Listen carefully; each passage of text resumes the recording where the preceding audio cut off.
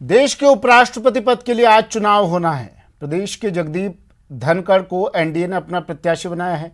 झुंझुनू से ताल्लुक रखने वाले जगदीप धनखड़ पेशे से वकील हैं। उनके साथ वकालत करने वाले और उनके जूनियर आज भी उनके साथ बिताए पलों को याद करते हैं।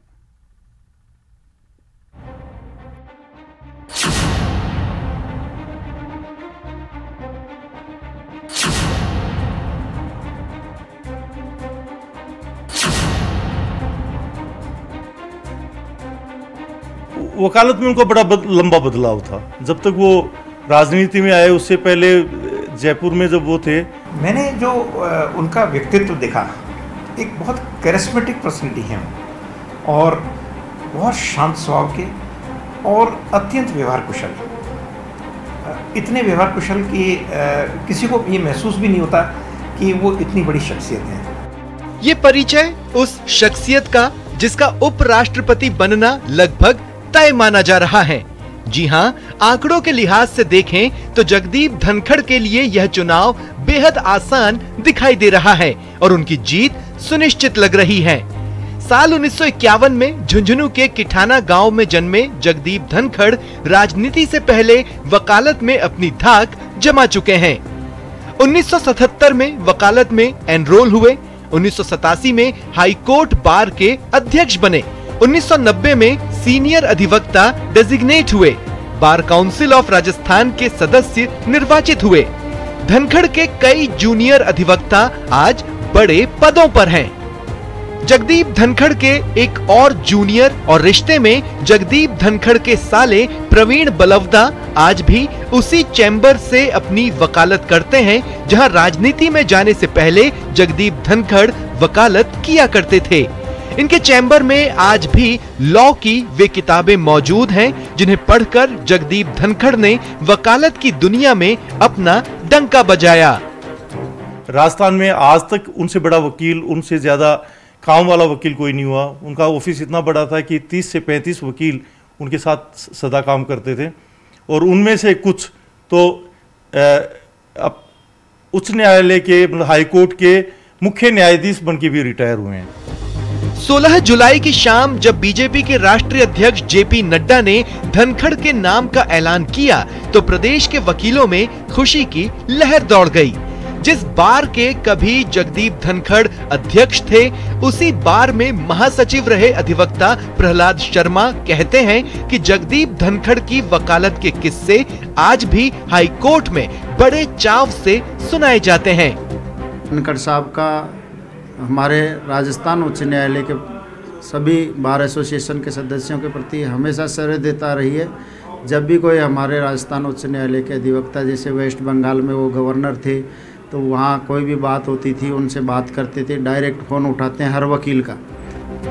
चुनाव में जगदीप धनखड़ की जीत लगभग तय है।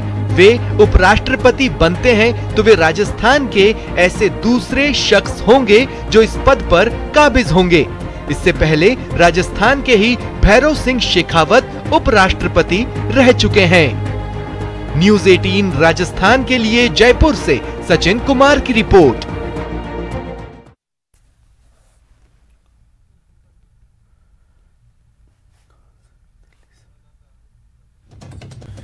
अनूप गुप्ता मेरे सहयोगी दिल्ली से हमारे साथ सीधा जुड़ गए हैं।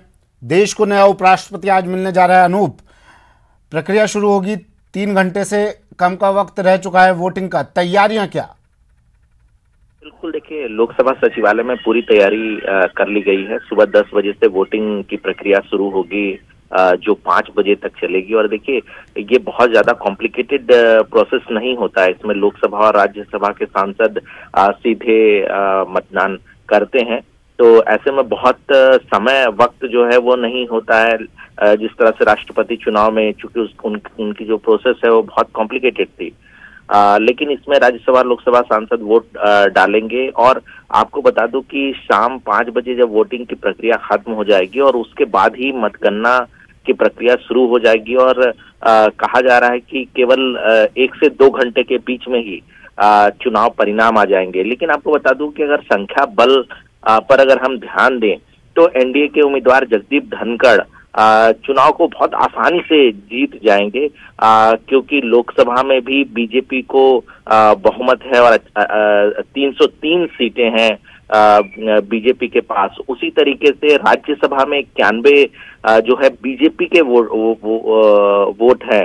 तो कुल मिला के कह सकते हैं कि आधा से ज्यादा वोट जो है वो बीजेपी के खाते में है। इन्हें एनडीए के वोट की भी जरूरत नहीं पड़ेगी अगर सीधे जीत की अगर हम बात करें। हालांकि आपको बता दूं कि एनडीए के उम्मीदवार को कई राजनीतिक पार्टियों ने समर्थन देने की घोषणा की है। दूसरी तरफ जिस तरीके से टीएमसी ने कहा है कि वो वोटिंग प्रक्रिया से अब्सटेन करेंगे, तो कुल मिला के कहा जा सकता है कि एक बड़े मार्जिन से जगदीप धनखड़ चुनाव को जीतने वाले हैं। जी अच्छा, अगर कोई सांसद मौजूद नहीं रहता है दिल्ली में, उसका विकल्प क्या होगा वोट डालने का? कुछ इसके बारे में है जानकारी?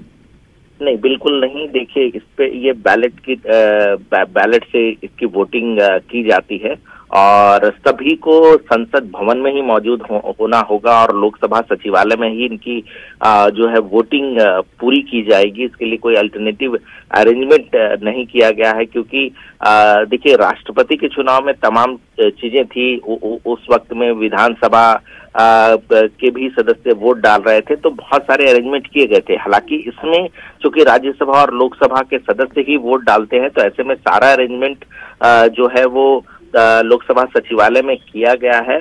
और देखिए, ये बहुत आसान, चूंकि आसान प्रक्रिया होती है, जितनी वोटिंग डलेगी उसके आधे से एक ज्यादा अगर किसी को भी किसी को भी मत मिलता है तो उसे जीत माना जाएगा। और इसमें फर्स्ट प्रेफरेंस और सेकंड प्रेफरेंस, तो ये संभावना जताई जा रही है कि सेकंड प्रेफरेंस की जरूरत ही नहीं पड़ेगी, क्योंकि जिस तरीके से एनडीए के पास, जिस तरीके से बीजेपी के पास संख्या बल है, वोट है, उसके मुताबिक जगदीप धनखड़ बहुत ही आसान तरीके से इस चुनाव को जीत जाएंगे। जी चलिए, शुक्रिया अनूप तमाम जानकारी के लिए। अनूप गुप्ता मेरे सहयोगी दिल्ली से हमारे साथ जुड़े। 10 बजे मतदान की प्रक्रिया शुरू होगी, 5 बजे तक जारी रहेगी और उसके बाद अनूप बता रहे थे 2 से 3 घंटे में ही परिणाम सामने आ जाएगा। यानी आज 7 या 8 बजे तक देश को नया उपराष्ट्रपति मिल जाएगा।